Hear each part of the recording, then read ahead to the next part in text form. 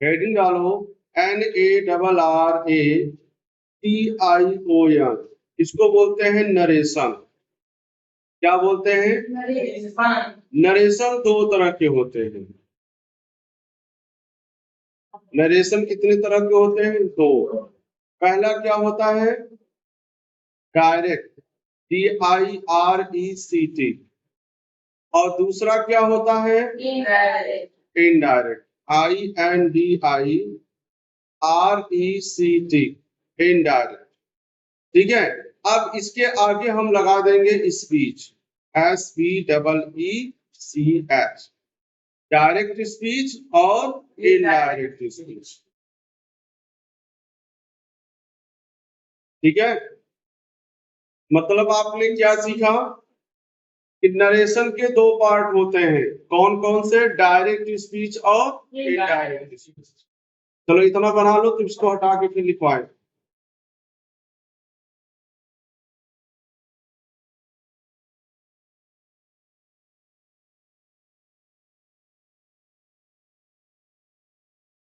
अब देखिए direct speech क्या होता है। वक्ता के द्वारा कही गई बात को वक्ता के ही शब्दों में ज्यों का त्यों कहना डायरेक्ट स्पीच कहलाता है। ठीक है। तो पहले हेडिंग डालो। हाँ लिखिए, हेडिंग डालिए डायरेक्ट स्पीच।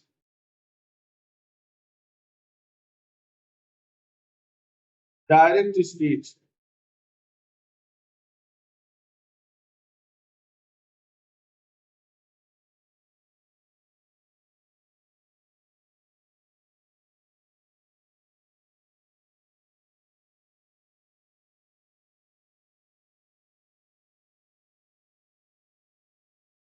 हो गया।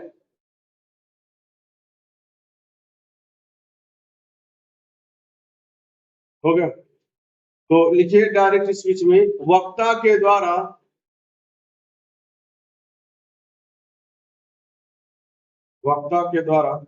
कही गई बात को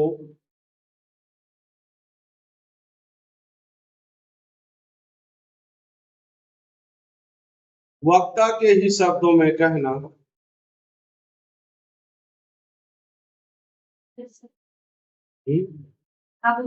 वक्ता के द्वारा कही गई बात को वक्ता के ही शब्दों में ज्यों का त्यों कहना, ज्यों का त्यों कहना डायरेक्ट स्पीच कहलाता है। क्या कहलाता है? हाँ, डायरेक्ट स्पीच कहलाता है।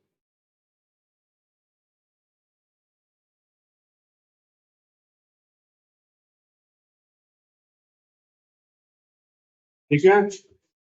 आपने समझा नरेशन के कितने पार्ट होते हैं? दो, या नरेशन के दो पार्ट होते हैं, डायरेक्ट स्पीच और डायरेक्ट स्पीच क्या होता है? वक्ता के द्वारा कही गई बात को वक्ता के ही शब्दों में ज्यों का त्यों कहना डायरेक्ट स्पीच कहलाता है।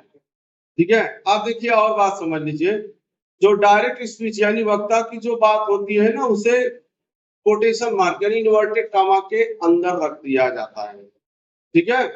एज करके लिखिएगा, जैसे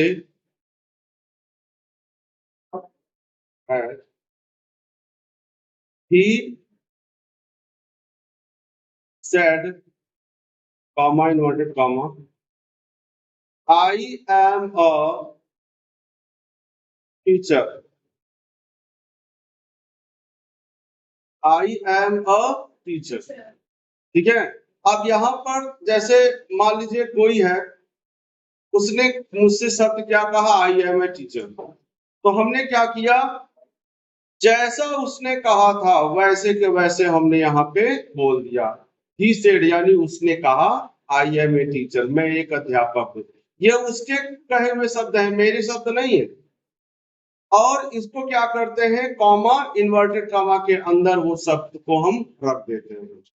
इसे हम क्या बोलते हैं? डायरेक्ट। ठीक है। आप चलिए नीचे से लिखिएगा या समझ लीजिए, डायरेक्ट स्पीच के दो पार्ट होते हैं। अब ये आपके सामने डायरेक्ट स्पीच आ गया। ठीक है।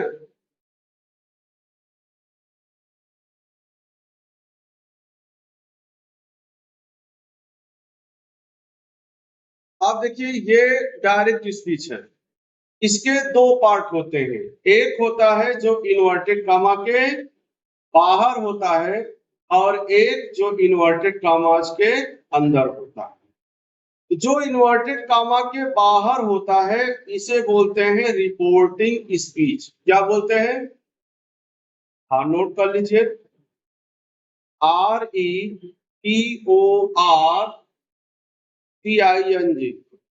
Reporting speech, SPEECH। और जो इन्वर्टेड कामा के अंदर होता है उसे बोलते हैं REPORTED, रिपोर्टेड स्पीच। ठीक है। He said I am a teacher, इसमें दो पार्ट हो गए, एक हो गया इन्वर्टेड कामा के बाहर, एक हो गया इन्वर्टेड कामा के अंदर। ठीक है। तो जो इन्वर्टेड कामा के बाहर होता है उसे हम क्या कहते हैं? Reporting speech. और जो इन्वर्टेड कामा के अंदर होता है उसे हम क्या बोलते हैं? ठीक है। अब रिपोर्टिंग स्पीच के भी तीन पार्ट होते हैं। कितने? कौन कौन सा? एक होता है सब्जेक्ट और एक होता है रिपोर्टिंग वर्ब। ये जो सेट है ना, इसी को रिपोर्टिंग वर्ब बोलते हैं। यहां पर जो भी क्रिया आएगी वो रिपोर्टिंग वर्ब होगी। ठीक है। अब रिपोर्टिंग वर्ब ज्यादातर आप लोगों के लिए से शब्द ही आएगा। क्यों? से मतलब होता है कहना। अब चूंकि पास्ट में है इसलिए से का सेकेंड फॉर्म हो जाता है सेड, इसलिए बार बार सेड आता है। से मतलब होता है कहना। क्यों? क्योंकि आप किसी की बात ही तो बता रहे हैं। उसने ऐसा कहा, उसने कहा, मैंने कहा, तुमने कहा, रोहन ने कहा, सोहन ने कहा, मतलब किसी ने कहा।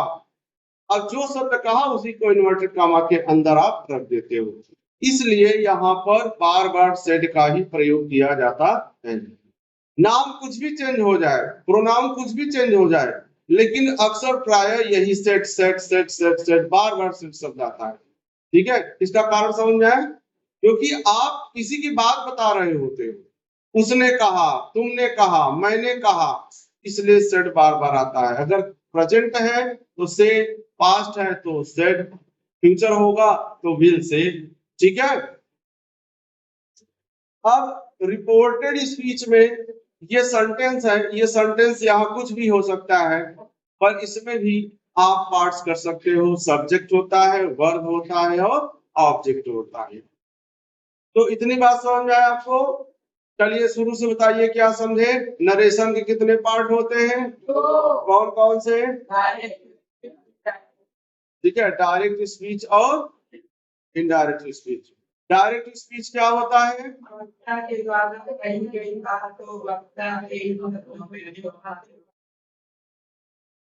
बहुत सही। डायरेक्ट स्पीच, डायरेक्ट स्पीच कितने पार्ट होते हैं? कौन कौन से? रिपोर्टिंग स्पीच क्या होता है? इन्वर्टेड कामा के बाहर वाले भाग को हम रिपोर्टिंग स्पीच कहते हैं और इन्वर्टेड कामाज के अंदर वाले भाग को हम रिपोर्टेड स्पीच कहते हैं। इतनी बात क्लियर हो गई? तो अब हम चलते हैं इनडायरेक्ट स्पीच में। चलिए हेडिंग डालिए, INDIRECT, इनडायरेक्ट स्पीच।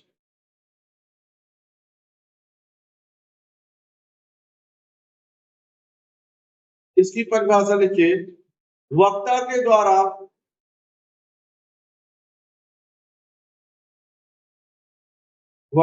द्वारा कही गई बात को अपने शब्दों में कहना। किसके शब्दों में कहना? अपने शब्दों में कहना इनडायरेक्ट स्पीच कहलाता है।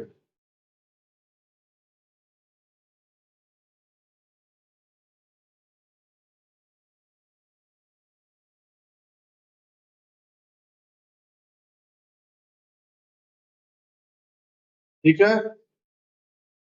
वक्ता के द्वारा कही गई बात को अपने शब्दों में कहना, यानी जो उसके शब्द हैं उसको अपने शब्द में क्या कर देना, बदल देना। ठीक है, तो कैसे होगा, जैसे एग्जांपल के तौर पर देखो, जैसे he said comma inverted comma I am a teacher।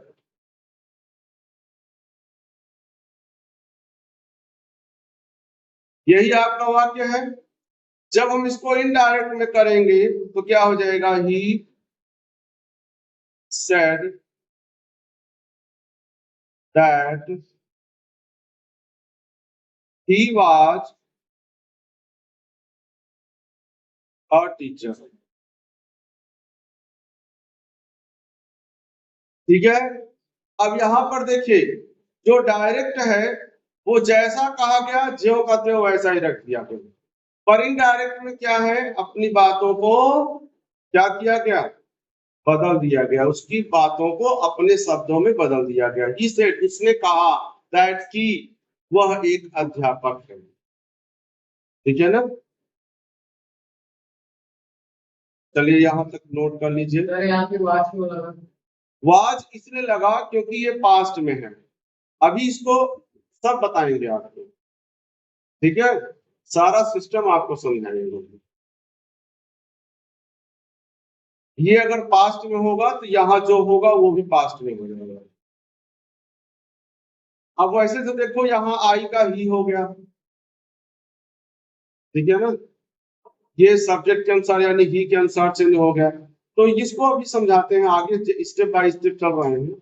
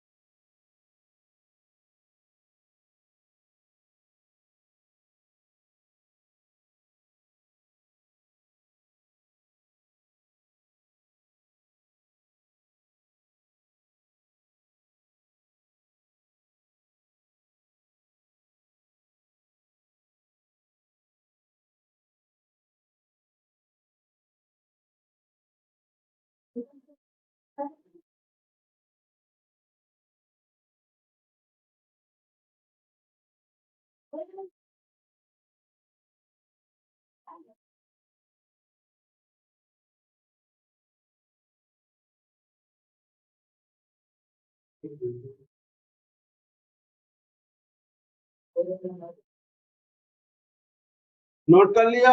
Yes sir. चलिए आगे चलते हैं।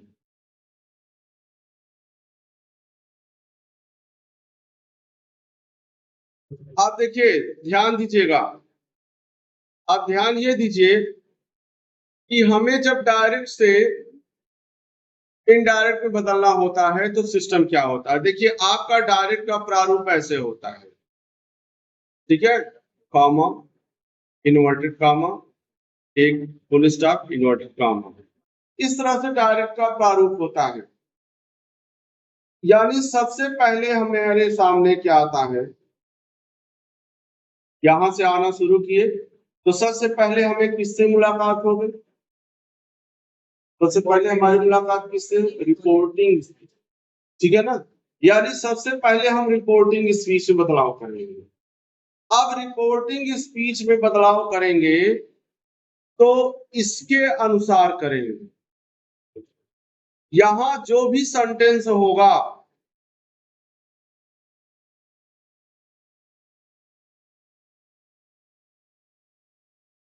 ठीक है, यहां जो सेंटेंस होगा उसके अनुसार इस रिपोर्टिंग वर्ब को बदला जाएगा। तानु इधर ध्यान दो, ये कह रहे हैं कि ये डायरेक्ट स्पीच है, ये पूरा का पूरा डायरेक्ट स्पीच है। ये क्या है, रिपोर्टिंग स्पीच है, ये रिपोर्टेड स्पीच है।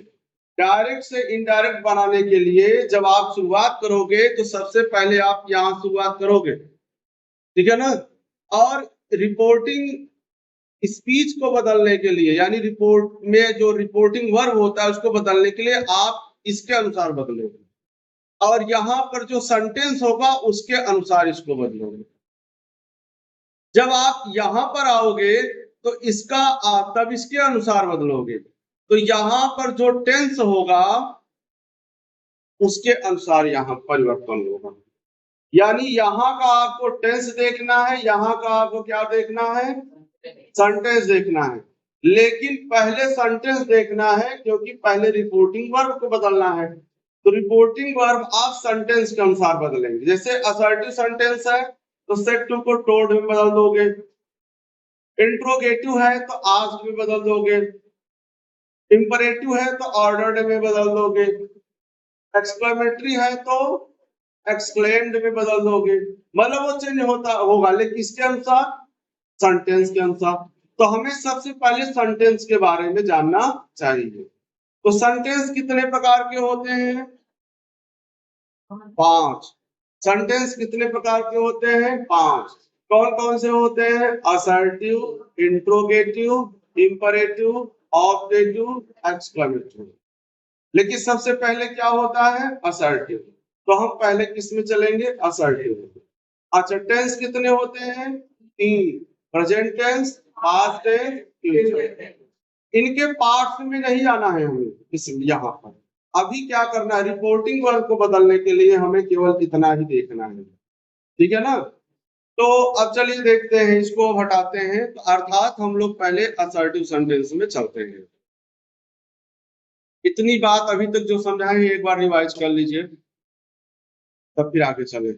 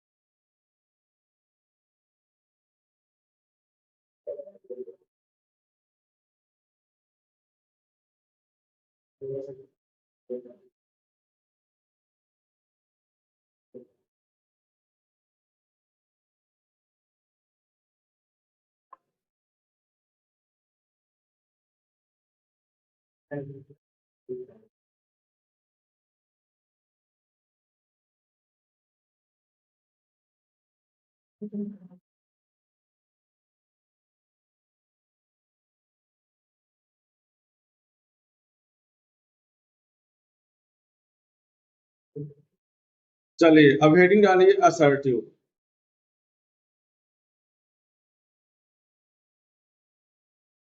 Assertive sentence.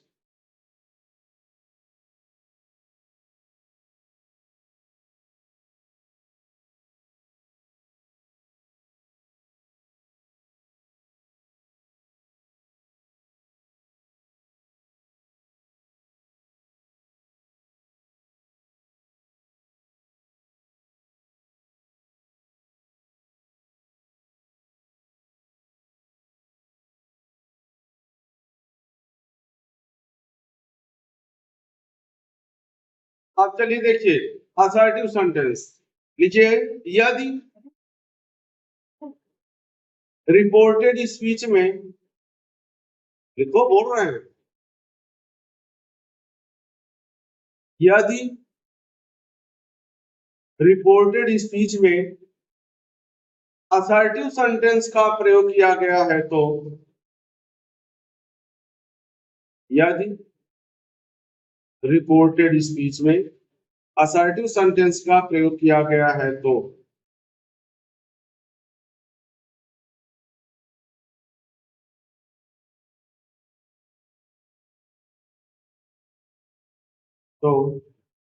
क्या करना है, नंबर 1, सेट टू को टोल्ड में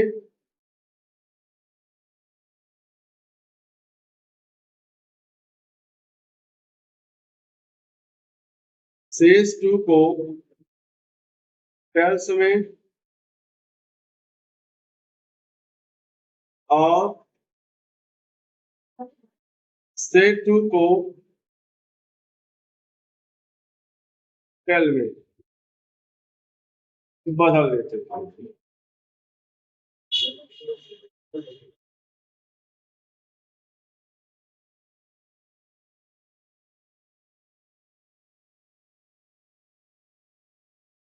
ठीक है, क्या करेंगे? यदि रिपोर्टेड स्पीच में असर्टिव सेंटेंस का प्रयोग किया गया है तो सेड टू को सेज टू को से टू को बदल देते हैं। कितनी बात समझ में आया? Yes sir. दूसरा, और अच्छा ये याद रहे, अगर सेड के बाद इनके बाद टू नहीं लगा हुआ है तो ये जैसे हैं वैसे ही रहने दो, ठीक है। और टू तब नहीं लगा रहेगा जब इसके बाद कोई ऑब्जेक्ट नहीं रहेगा। तो अगर ऑब्जेक्ट नहीं रहेगा तो इसे नहीं बदलोगे, इसे जो करते हो रहने दोगे, ठीक है। रहेगा तो सेड ही रहेगा। हाँ, और सेड के बाद टू आएगा तो जाहिर से उसके बाद ऑब्जेक्ट कोई ना कोई रहेगा। जैसे ही सेड कामा इन्वर्टेड कामा, तो सेड नहीं बदलोगे। ही सेड टू मी, तो यहाँ सेड टू को क्या करोगे? टोल्ड में। इसीलिए क्या कहा जा रहा है?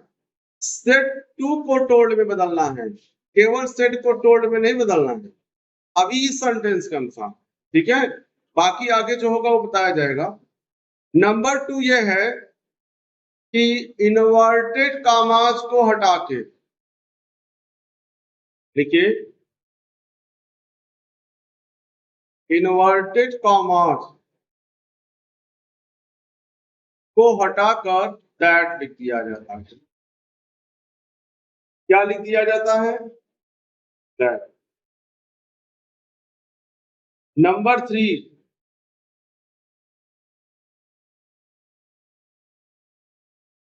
नंबर 3 में सामान्य नियम का पालन किया जाता है।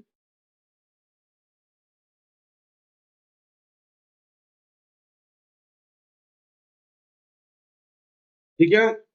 अब आपको बता दें कि डायरेक्ट से इनडायरेक्ट बनाने में भी आपको 5 स्टेप फॉलो करने हैं। कितने स्टेप? 5, ठीक है। जिसमें से पहला क्या हो गया? रिपोर्टिंग वर्ब को बदलना। दूसरा हो गया इन्वर्टेड कामास को हटा के दैट का लगाना। अब ये जो सामान्य नियम है इसके अंतर्गत आपको 3 तरह के नियम मिलेंगे, ठीक है। पहला चेंज ऑफ पर्सन, दूसरा चेंज ऑफ टेंस, तीसरा change of other parts of speech. वो हम आपको जनरल रूल्स में बताएंगे, इसको हम अगले चैप्टर में बताएंगे, ठीक है। अभी यहां तक सिर्फ इतना ही, इतना नोट कर लिए। Yes sir. तो अब हम इसको आपको एक एग्जांपल देते हैं। एग्जांपल ले लीजिए, जैसे he said to me, comma inverted comma, I am a boy, ठीक है। he said to me I am a boy, उसने मुझसे कहा मैं एक लड़का हूं। तो सबसे पहले हमने क्या कहा? सेड टू को क्या करेंगे? और इन्वर्टेड कामास को हटा के, ठीक है। तो पहले 2 स्टेप आप समझ पाए हो, 2 स्टेप कर लीजिए। He told me that. अब यहां तक में समझ में आ गया। अब यहां पर जो आई है ये सब्जेक्ट के अनुसार चेंज हो जाएगा, ही के अनुसार। तो यहां भी क्या हो जाएगा? ही। और एम यहां पास्ट है इसलिए ये हो जाएगा वाज, अ बॉय, ठीक है। He told me that he was a boy.